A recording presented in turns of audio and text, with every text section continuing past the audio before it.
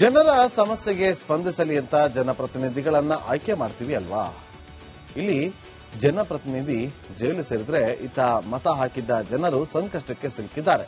ಅದು ಎಲ್ಲಿ ಮತ್ತು ಹೇಗೆ ಅನ್ನೋ ಪ್ರಶ್ನೆಗೆ ಉತ್ತರ ಈ ರಿಪೋರ್ಟ್ನಲ್ಲಿ. ಚಿತ್ರದುರ್ಗದ ಶಾಸಕ ಜೈಲು ಪಾಲು,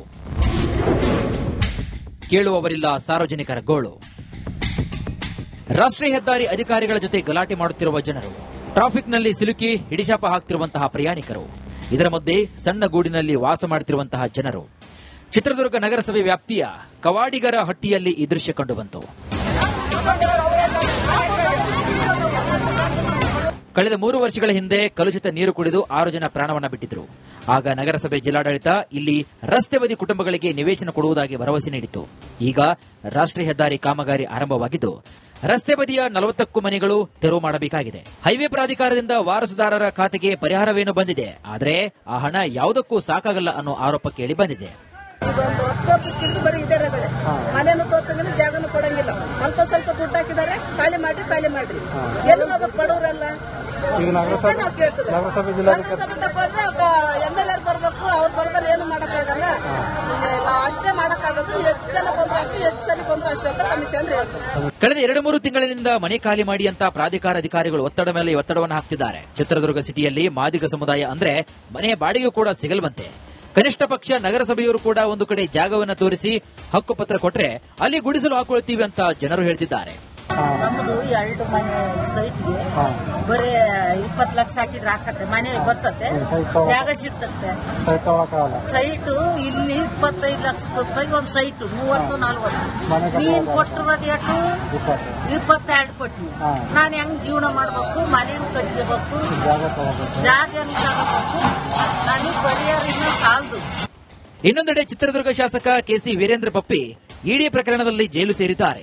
ಶಾಸಕರು ಇದ್ದಿದ್ರೆ ನಮಗೆ ಈ ಪರಿಸ್ಥಿತಿ ಬರ್ತಾ ಇರಲಿಲ್ಲ ಅಂತ ನೊಂದವರು ಹೇಳ್ತಿದ್ದಾರೆ.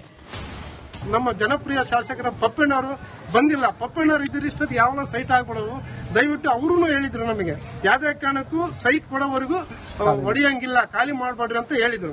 ಅದಕ್ಕೆ ನಾವು ದಯವಿಟ್ಟು ಸರ್ ನಾವು ಅವ್ರಿಗೆ ನಮ್ಮ ಜನಗಳಿಗೆ ಸೈಟ್ ಕೊಡೋವರೆಗೂ ನಾವು ಯಾವುದೇ ರೀತಿ ನಾವು ಖಾಲಿ ಮಾಡಲ್ಲ.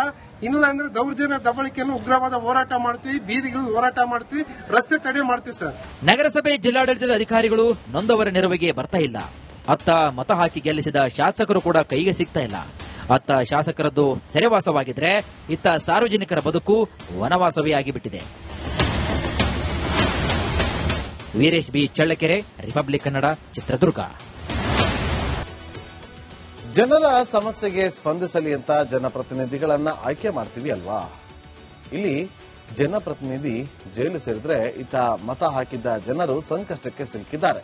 ಅದು ಎಲ್ಲಿ ಮತ್ತು ಹೇಗೆ ಅನ್ನೋ ಪ್ರಶ್ನೆಗೆ ಉತ್ತರ ಈ ರಿಪೋರ್ಟ್ನಲ್ಲಿ. ಚಿತ್ರದುರ್ಗದ ಶಾಸಕ ಜೈಲು ಪಾಲು, ಕೇಳುವವರಿಲ್ಲ ಸಾರ್ವಜನಿಕರ ಗೋಳು. ರಾಷ್ಟ್ರೀಯ ಹೆದ್ದಾರಿ ಅಧಿಕಾರಿಗಳ ಜೊತೆ ಗಲಾಟೆ ಮಾಡುತ್ತಿರುವ ಜನರು, ಟ್ರಾಫಿಕ್ನಲ್ಲಿ ಸಿಲುಕಿ ಹಿಡಿಶಾಪ ಹಾಕ್ತಿರುವಂತಹ ಪ್ರಯಾಣಿಕರು, ಇದರ ಮಧ್ಯೆ ಸಣ್ಣ ಗೂಡಿನಲ್ಲಿ ವಾಸ ಮಾಡುತ್ತಿರುವಂತಹ ಜನರು. ಚಿತ್ರದುರ್ಗ ನಗರಸಭೆ ವ್ಯಾಪ್ತಿಯ ಕವಾಡಿಗರ ಹಟ್ಟಿಯಲ್ಲಿ ಈ ದೃಶ್ಯ ಕಂಡುಬಂತು. ಕಳೆದ 3 ವರ್ಷಗಳ ಹಿಂದೆ ಕಲುಷಿತ ನೀರು ಕುಡಿದು 6 ಜನ ಪ್ರಾಣವನ್ನ ಬಿಟ್ಟಿದ್ರು. ಆಗ ನಗರಸಭೆ ಜಿಲ್ಲಾಡಳಿತ ಇಲ್ಲಿ ರಸ್ತೆ ಬದಿ ಕುಟುಂಬಗಳಿಗೆ ನಿವೇಶನ ಕೊಡುವುದಾಗಿ ಭರವಸೆ ನೀಡಿತ್ತು. ಈಗ ರಾಷ್ಟ್ರೀಯ ಹೆದ್ದಾರಿ ಕಾಮಗಾರಿ ಆರಂಭವಾಗಿದ್ದು ರಸ್ತೆ ಬದಿಯ 40ಕ್ಕೂ ಮನೆಗಳು ತೆರವು ಮಾಡಬೇಕಾಗಿದೆ. ಹೈವೇ ಪ್ರಾಧಿಕಾರದಿಂದ ವಾರಸುದಾರರ ಖಾತೆಗೆ ಪರಿಹಾರವೇನು ಬಂದಿದೆ, ಆದರೆ ಆ ಹಣ ಯಾವುದಕ್ಕೂ ಸಾಕಾಗಲ್ಲ ಅನ್ನೋ ಆರೋಪ ಕೇಳಿ ಬಂದಿದೆ. ಇದೊಂದು 10 ವರ್ಷಕ್ಕಿಂತ ಬರೀ ಇದೇ ರಗಳೆ. ಮನೆಯನ್ನು ತೋರ್ಸಂಗಿಲ್ಲ, ಜಾಗನೂ ಕೊಡಂಗಿಲ್ಲ. ಸ್ವಲ್ಪ ದುಡ್ಡು ಹಾಕಿದ್ದಾರೆ, ಖಾಲಿ ಮಾಡ್ರಿ. ಎಲ್ಲಿ ಹೋಗ್ಬೇಕು ಬಡವರೆಲ್ಲ? ನಾವು ಕೇಳ್ತೀವಿ. ನಗರಸಭೆ ಬಂದ್ರೆ MLA ಬರ್ಬೇಕು, ಅವ್ರು ಬರ್ತಾರೆ, ಏನು ಮಾಡಕ್ಕಾಗಲ್ಲ.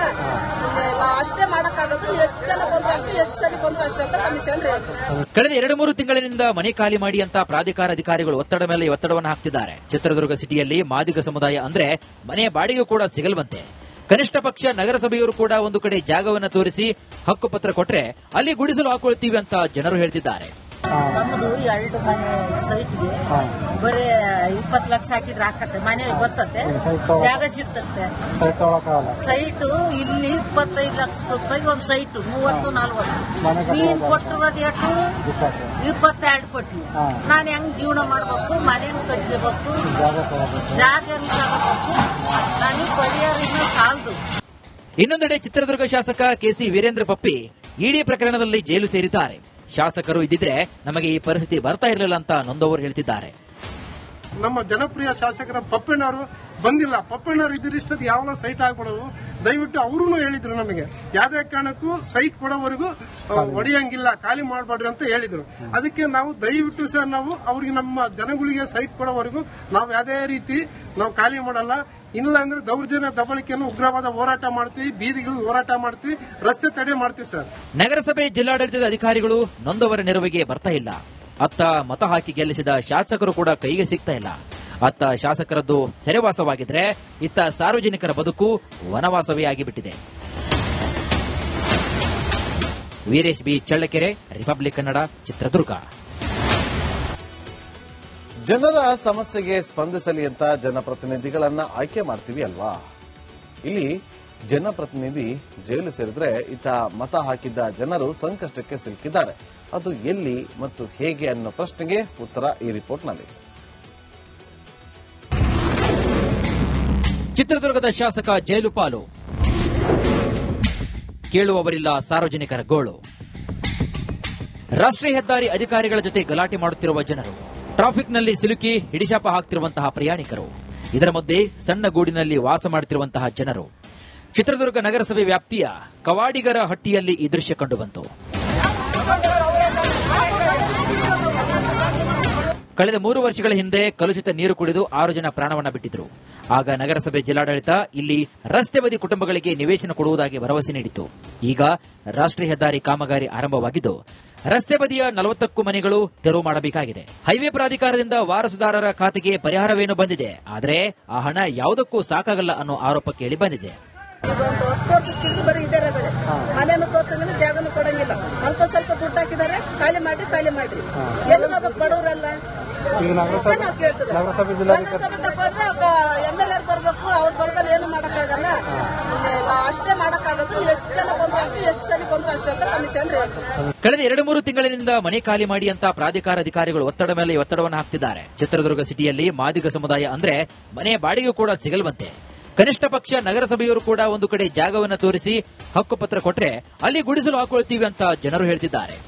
ನಮ್ಮದು 2 ಮನೆ ಸೈಟ್ಗೆ ಬರೀ 20 ಲಕ್ಷ ಹಾಕಿದ್ರೆ ಹಾಕತ್ತೆ, ಮನೆ ಬರ್ತತೆ, ಜಾಗ ಸಿಗ್ತತ್ತೆ. ಸೈಟು ಇಲ್ಲಿ 25 ಲಕ್ಷ ರೂಪಾಯಿ ಒಂದು ಸೈಟು, 30-40. ನೀನ್ ಕೊಟ್ಟಿರೋದು ಎಷ್ಟು? 22 ಕೊಟ್ಟಿ. ನಾನು ಹೆಂಗ್ ಜೀವನ ಮಾಡ್ಬೇಕು, ಮನೆ ಹೆಂಗ್ ಕಟ್ಕೋಬೇಕು, ಜಾಗ ಹೆಂಗ್ ತಗೋಬೇಕು, ನನಗೆ ಪರಿಹಾರ ಇನ್ನೂ ಸಾಲದು. ಇನ್ನೊಂದೆಡೆ ಚಿತ್ರದುರ್ಗ ಶಾಸಕ ಕೆಸಿ ವೀರೇಂದ್ರ ಪಪ್ಪಿ ಇಡಿ ಪ್ರಕರಣದಲ್ಲಿ ಜೈಲು ಸೇರಿದ್ದಾರೆ. ಶಾಸಕರು ಇದ್ದಿದ್ರೆ ನಮಗೆ ಈ ಪರಿಸ್ಥಿತಿ ಬರ್ತಾ ಇರಲಿಲ್ಲ ಅಂತ ನೊಂದವರು ಹೇಳ್ತಿದ್ದಾರೆ. ನಮ್ಮ ಜನಪ್ರಿಯ ಶಾಸಕರ ಪಪ್ಪಣ್ಣವರು ಬಂದಿಲ್ಲ. ಪಪ್ಪಣ್ಣವರು ಇದ್ರಿಷ್ಟದ ಯಾವ ಸೈಟ್ ಆಗ್ಬಿಡೋದು, ದಯವಿಟ್ಟು ಅವರು ಹೇಳಿದ್ರು ನಮಗೆ ಯಾವ್ದೇ ಕಾರಣಕ್ಕೂ ಸೈಟ್ ಕೊಡೋವರೆಗೂ ಹೊಡೆಯಂಗಿಲ್ಲ, ಖಾಲಿ ಮಾಡಬೇಡ್ರಿ ಅಂತ ಹೇಳಿದ್ರು. ಅದಕ್ಕೆ ನಾವು ದಯವಿಟ್ಟು ಸರ್ ನಾವು ಅವ್ರಿಗೆ ನಮ್ಮ ಜನಗಳಿಗೆ ಸೈಟ್ ಕೊಡೋವರೆಗೂ ನಾವು ಯಾವುದೇ ರೀತಿ ನಾವು ಖಾಲಿ ಮಾಡಲ್ಲ.